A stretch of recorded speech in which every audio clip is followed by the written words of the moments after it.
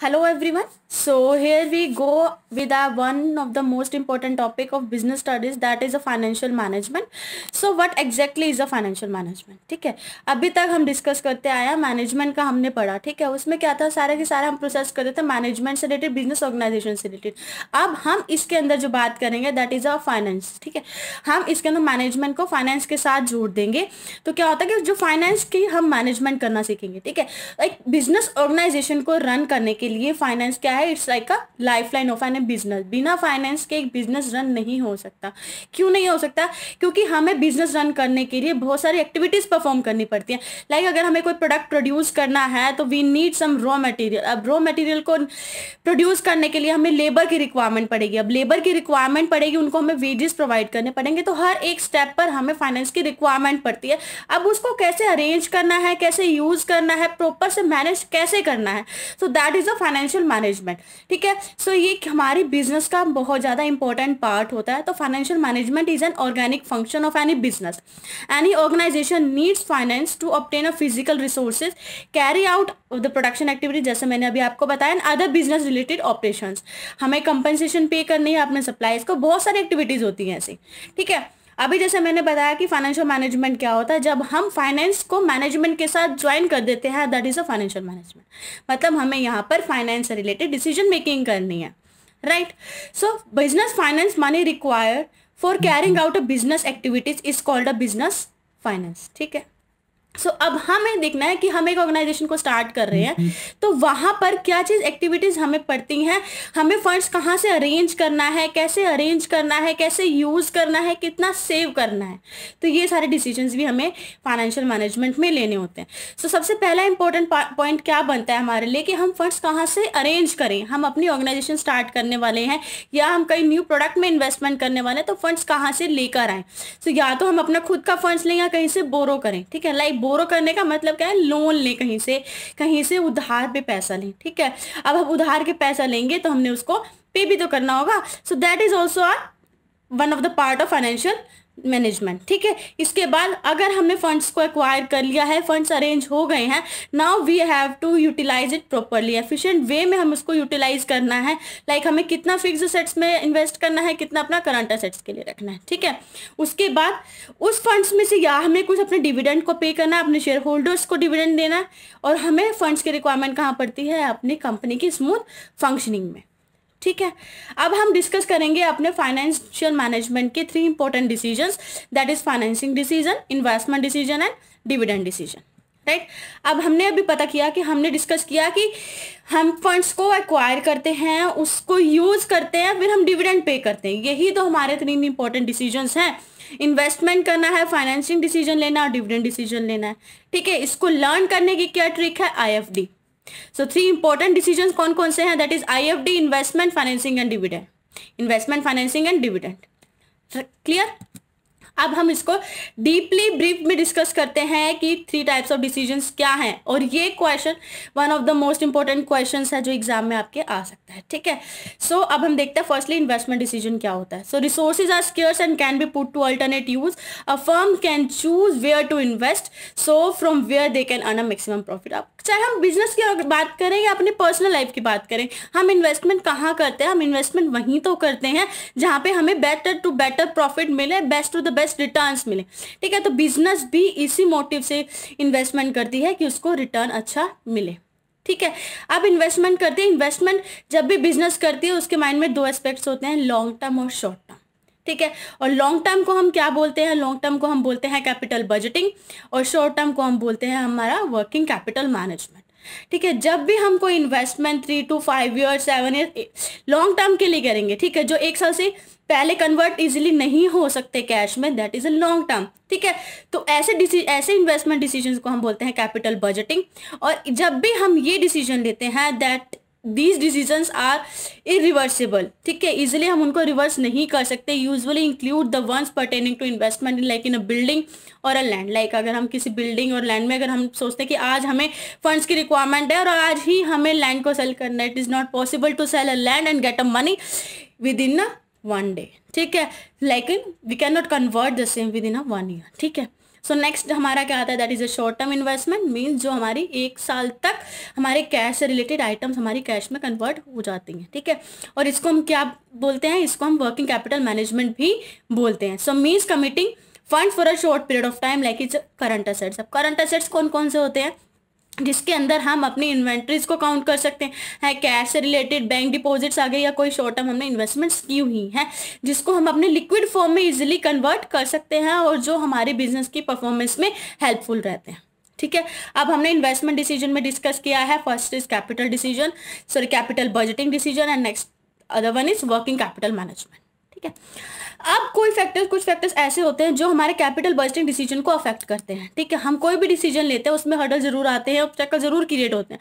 तो बिजनेस से रिलेटेड भी अगर हम डिसीजन करते हैं उसमें भी कुछ ना कुछ फैक्टर जरूर होते हैं जो हमारे डिसीजंस को अफेक्ट करते हैं। तो फर्स्ट फैक्टर कौन सा है, that is a cash flow of a project. Like अगर हमने किसी भी प्रोजेक्ट के अंदर इन्वेस्ट किया है तो उसका कैश फ्लो कैसा है, उसका रिटर्न कैसा है, हमें ह्यूज अमाउंट अगर हम उसमें ब्लॉक कर रहे हैं, so we are getting some return or not. हमें कैश फ्लो की रिक्वायरमेंट क्यों पड़ती है, हमें अपनी डे टू डे एक्टिविटीज भी तो परफॉर्म करनी है अगर हमने लॉन्ग टर्म के लिए इन्वेस्ट कर दिया है, ठीक है।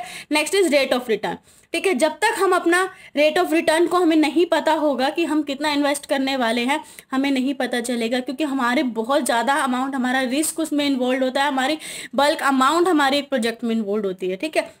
हमें बेस्ट प्रपोजल को ही चूज करना पड़ता है, क्यों, हम उससे अपने रिस्क को मिटिगेट कर सकते हैं, हम अपने बिजनेस की एक्टिविटीज को कंप्लीट कर सकते हैं, हम अपने टाइम कैलकुलेट कर सकते हैं कि हाँ हमें इतना एक प्रोजेक्ट के अंदर कितना रिटर्न मिलने वाला है, ठीक है। Next is investment criteria involve. जब भी हम किसी चीज़ में इन्वेस्ट करते हैं हमें बहुत सारे डिसीजन इसके अंदर भी लेने पड़ते हैं, लाइक हम कितना अमाउंट इसमें यूज़ करें, ठीक है। सेकेंड वन, हमें रिटर्न कितना मिलने वाला है, कैश फ्लो कैसा रहेगा, रेट ऑफ रिटर्न क्या है। तो बहुत सारे डिसीजन इसमें भी इंक्लूड होते हैं, ठीक है। नेक्स्ट हम बात करते हैं फाइनेंसिंग डिसीजन की, ठीक है। अब हम सिर्फ डिसीजन कर रहे हैं, फाइनेंशियल डिसीजन कर रहे हैं, तो उसका मतलब हमने फाइनेंस रिलेटेड भी तो डिसीजन करना पड़ेगा। हम जब फाइनेंशियल रिलेटेड डिसीजन करेंगे तो this decision that have to be taken with respect to the capital structure.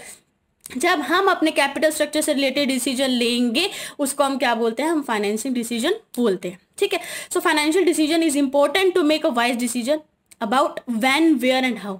3 questions इसके अंदर आते हैं, कब, कहाँ और कैसे हमें अपने फंड्स को यूज करना है, ठीक है। हम अपने फंड्स को यूज कहाँ करते हैं, हमने अपने इन्वेस्टर्स की वेल्थ को भी तो इंक्रीज करना होता है, हमें अपनी ऑर्गेनाइजेशन की एक्टिविटीज को भी तो परफॉर्म करना होता है। तो बहुत सारी जगह हमें जरूरत पड़ती है कैपिटल की, उसको स्ट्रक्चर देना है, प्रॉपर से फॉर्मेट देना है, so that is a capital structure. और वो कौन सा किसका पार्ट है, that is a financing decisions part, ठीक है। अब इसके अंदर क्या है, लाइक फाइनेंसिंग डिसीजन के अंदर क्या क्या इन्वॉल्व होता है, decision whether or not to use a combination of owner and fund. Like अगर हम कोई भी ऑर्गेनाइजेशन रन कर रहे हैं या प्रोजेक्ट में इन्वेस्टमेंट करना है, हमें अपना खुद का फंड यूज करना है या हम कहीं से बोरो करेंगे, ठीक है, जिसको हम बोल सकते हैं इक्विटी और डेट, ठीक है। बोरोड फंड्स लेने हैं या ओनरशिप फंड्स लेने हैं, ठीक है। सो दोनों में रिस्क रहता है, तो इसका डिसीजन लेना कि कौन सा फंड हमें कब यूज करना है, ठीक है।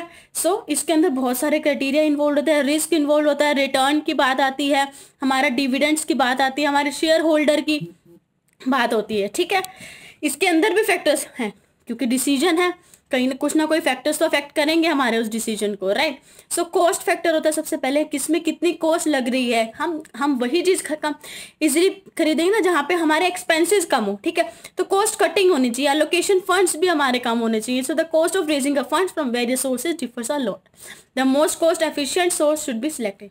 जहाँ पे हमारे एक्सपेंसेस कम होंगे हम वही फंड्स को चूज करेंगे। नेक्स्ट इज रिस्क, जहाँ पर रिस्क सबसे कम होगा, ठीक है, हम उसी फंड को यूज करेंगे। The danger of starting a venture with the funds from various sources, larger risk is linked with the funds which are borrowed, ठीक है। अगर हम कोई ऑर्गेनाइजेशन स्टार्ट कर रहे हैं और हमने सारा का सारा पैसा कहीं से उधार लेके, लाइक लोन लेके लगा दिया, ठीक है, खुदा ना खास्ता अगर बाई चांस हमारा ऑर्गेनाइजेशन नहीं सक्सेसफुल हुआ, ठीक है, हम डूब गए, दिवालिया निकल गया हमारा, ठीक है, राइट। उस टाइम पे हम क्या करेंगे, हमारे पास ना तो हमारा लोन पे करने के लिए पैसा होगा, ना हम अपना खुद का गुजारा कर पाएंगे, ठीक है। तो क्या हमारा सबसे ज्यादा रिस्क कहाँ पे इन्वॉल्व होता है, जब हम इन्वेस्टमेंट अपनी सारी की सारी बोरोड फंड से करते हैं, ठीक है, then the equity fund. So risk हमारा सबसे ज्यादा उसमें रहता है, तो ये भी सोच समझ के डिसीजन लेना होता है कि रिस्क किसके अंदर ज्यादा है तो कौन सा हम फंड को यूज करें। नेक्स्ट आता है cash flow position. So cash flow की रिक्वायरमेंट कब होती है, हमारे डे टू डे एक्टिविटीज में होती है, ठीक है। सो गुड और बैड कैश फ्लो से हम अपनी परफॉर्मेंस, अपनी ऑर्गेनाइजेशन का कॉन्फिडेंस बिल्ड कर सकते हैं, इन्वेस्टर्स का कॉन्फिडेंस बिल्ड होता है, ठीक है। सो कैश फ्लो की पोजीशन भी हमारा डिसीजन में हेल्पफुल होती है, अफेक्ट करती है। उसके बाद कंट्रोल करना, in the situation where existing investor need to hold a control on the business then finance can be raise through borrowing money. अगर लगता है कि हमारे जो इक्विटी शेयर होल्डर्स है वो ज्यादा कंट्रोल वो कर रहे हैं, तो हमें किसको यूज करना, हम अपनी बोरोइंग मनी को बोरो कर लेंगे, ठीक है। उसके बाद आता है कंडीशन ऑफ अ मार्केट, हम मार्केट की सिचुएशन को भी देख करके हम फंड्स को अरेंज करते हैं। The condition of a market matters a lot for the financing decision. So during a boom period issue of equity is in the majority, but during the depression the firm will use a debt. Okay, अब हम बात करते हैं last decision की, that is a dividend decision, जहां पर हम अपने शेयर होल्डर्स को डिविडेंड पे करने की बात करते हैं, ठीक है। So dividend decision relate to the distribution of a profit earn by the organisation. जब हम एक ऑर्गेनाइजेशन प्रॉफिट को अर्न करती है, ठीक है, उसको डिस्ट्रीब्यूट भी तो करेगी, खुद तो नहीं रखेगी। अगर कहीं पे हमारी कंपनी में किसी ने इन्वेस्ट किया, ऑब्वियस है हम उसको प्रॉफिट उसका देंगे ही देंगे, ठीक है। So the major alternative are whether to retain the earning profit or to distribute it to the shareholders. So dividend is that portion of a divisible profit that is distributed to the owner. जब हम अपने owners को, shareholders को उनका profit का part देते हैं, that is a dividend, ठीक है। अब हमें जरूरी नहीं है कि हमें जितना प्रॉफिट हुआ है सारा का सारा हम पे कर दें, नहीं, उसमें से कुछ पार्ट हम अपना रिटेन अर्निंग में रखते हैं, सरप्लस में रखते हैं, लाइक खुदा ना खास्ता हमारे फ्यूचर के अंदर अनसर्टेनिटी कुछ भी आ जाती है तो वहां पे उसको यूज कर सकें, ठीक है। सो डिविडेंड डिसीजन इज क्या है, whether to distribute earning to the share holder as a dividend और retain the earning to the finance long term profits of the firm. Okay, अब इसके अंदर भी फैक्टर्स हमारे अफेक्ट करेंगे डिविडेंड डिसीजन में। सो अर्निंग रिटर्न्स, सबसे पहले क्या आएगा हमारा earning, return to the investors are paid out of the present or past income. हम अपने इन्वेस्टर्स को अपनी प्रेजेंट और पास्ट इनकम में से उनको पे कर सकते हैं। डिविडेंड्स और स्टेबिलिटी, ठीक है, प्रेफरेंस शेयर होल्डर्स का पता है कि हमें चाहे प्रॉफिट हो चाहे लॉस हो उनको हमें डिविडेंड देना ही देना है, उनको उनका प्रॉफिट का हिस्सा देना ही देना है। बट इक्विटीज के अंदर नहीं है, बाई चांस अगर हमारे पास नहीं होता तो हम उनको पे नहीं कर सकते, ठीक है। इसके बाद है growth prospect. Growth prospect in case there are a growth prospect of the company in the near future, जब हमें लगता है कि हमारे फ्यूचर में ग्रोथ हो सकती है, ठीक है। So we will retain the earning and thus no less dividend will be declare. Stability हम बना करके रखेंगे, ठीक है। उसके बाद कैश फ्लो पोजीशन, यहाँ पर भी हमारा कैश फ्लो का पोजीशन अफेक्ट करेगा। कैसे करेगा, that is dividend involves an outflow of a cash and thus available of adequate cash is more requirement for declaration of a dividend. Okay, preference share holders की बात होती है, मैंने बताया आपको कंपनी को प्रॉफिट हो या ना हो, प्रेफरेंस शेयर होल्डर्स को हमें मतलब कि प्रेफरेंस हमने शेयर होल्डर्स को देनी ही देनी है, ठीक है। In case share holders desire for the dividend then company में go for declaring the same.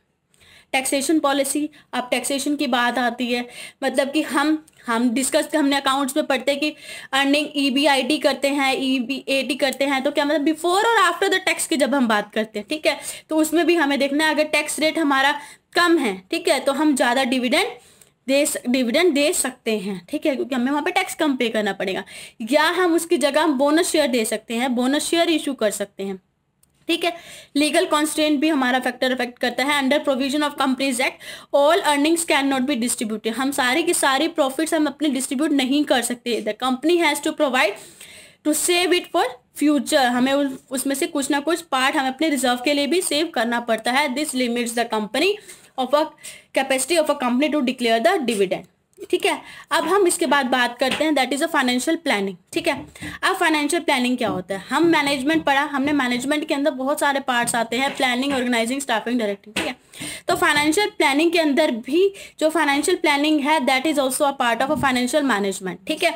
हमने फाइनेंशियल प्लानिंग और फाइनेंशियल मैनेजमेंट को एक साथ नहीं लेना, फाइनेंशियल प्लानिंग जो है वो फाइनेंशियल मैनेजमेंट का पार्ट है, ठीक है। जब हम फाइनेंस मैनेजमेंट से रिलेटेड प्लानिंग करेंगे that is a financial planning, okay. So हम जब भी फाइनेंशियल प्लानिंग करेंगे हम क्या कितने टाइम के लिए एस्टिमेट लगाएंगे, हम एस्टिमेट लगाएंगे 3 to 5 years के लिए, क्लियर। अब देखते हैं हम इसका ऑब्जेक्टिव क्या है। सबसे पहले ensuring availability of a funds, हमें एंश्योर करना अपने फंड्स की अवेलेबिलिटी, हमने फंड्स कहाँ से जनरेट करना है, कितना हमने रखना है, कितना लॉन्ग टर्म के लिए यूज करना है, ठीक है। Estimating the time and the source of fund, ठीक है, मतलब कि टाइम का नहीं पता, कभी भी घड़ी घूम सकती है, ठीक है। तो क्या है, हमें बिजनेस को रन करने के लिए जब भी हमें रिक्वायरमेंट हो, ये ना हो कि हमारे पास फंड्स नहीं है सर, हम अपने बिजनेस की एक्टिविटीज को नहीं रन कर सकते, ऐसा नहीं होना चाहिए। सो क्या होना चाहिए, हमें एस्टिमेट लगाना चाहिए कि जब हमें रिक्वायरमेंट है हम अपने फंड्स को यूज कर सकें। Next is generating capital structure, हम अपने कैपिटल स्ट्रक्चर को जनरेट करना है। The capital structure is the composition of a company, sorry of a capital of a company, that is the kind end portion of a capital required in the business, ठीक है। Business के अंदर कितनी capital की requirement है। This includes planning of debt or equity ratio, जहां पर हम अपने डेट और इक्विटी का रेशियो लेकर के चलते हैं। कैपिटल स्ट्रक्चर क्या होता है, capital structure is nothing but a use of debt and equity in a particular portion. Next is avoiding unnecessary funds, अब हम अननेसेसरी फंड्स को अवॉइड करेंगे, हमने ज़्यादा से ज़्यादा ऐसे नहीं रखना है। It is important objective of the company to make sure that the firm does not raise unnecessary resources. Okay, so these are the objectives of financial planning. Now we'll discuss the importance of financial planning. So financial planning की importance क्या है? So financial planning is the procedure of a confining company's target, policies, techniques, projects and budget plans with respect to the financial activities that lasting for a longer duration. So guarantee करना sufficient funds हैं हमारे पास, planning करना helps in guaranteeing a harmony between outgoing and incoming of assets with the goal that stability is keep up. And next one is guarantees providers of a fund to effortlessly put resources into organisation. So यहाँ पर हमारा topic complete होता है, that is a financial planning. हमने discuss क्या क्या किया है, हमने डिस्कस किया है फाइनेंशियल मैनेजमेंट क्या है, ठीक है, हमने डिस्कस किया है 3 टाइप्स ऑफ डिसीजंस, उसके बाद हमने डिस्कस किया है फाइनेंशियल, उसके बाद हमने क्या डिस्कस किया है, हमने डिस्कस किया है फाइनेंशियल प्लानिंग।